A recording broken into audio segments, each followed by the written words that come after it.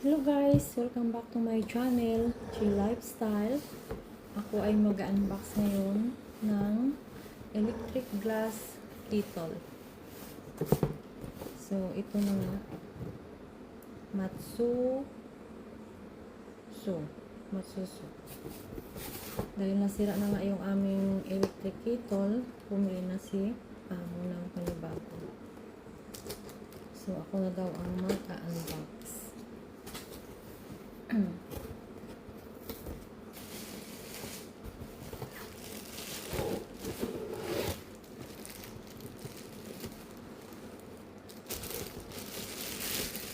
So, ito na nga guys. Kung nakikita ninyo, nakamalot na siya sa plastic. At saka ito siya, 1.8 ang laman niya ng tubig.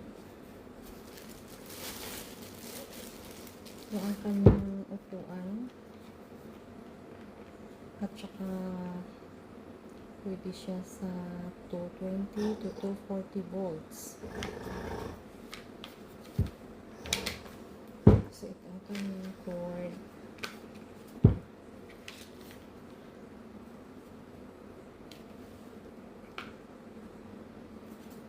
Ayan, lagay natin siya dyan.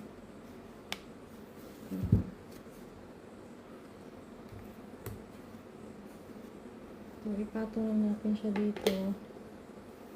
Tapos, lagyan mo natin ng tubig. Patong natin dito.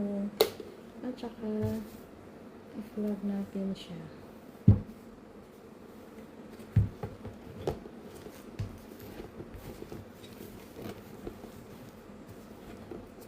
Saka dito yung kanyang open.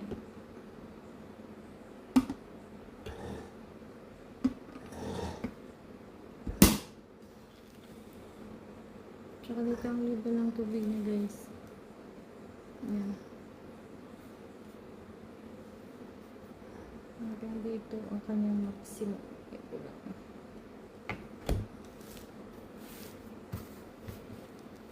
So, ayan na. Tapos na tayo guys. Thank you for watching.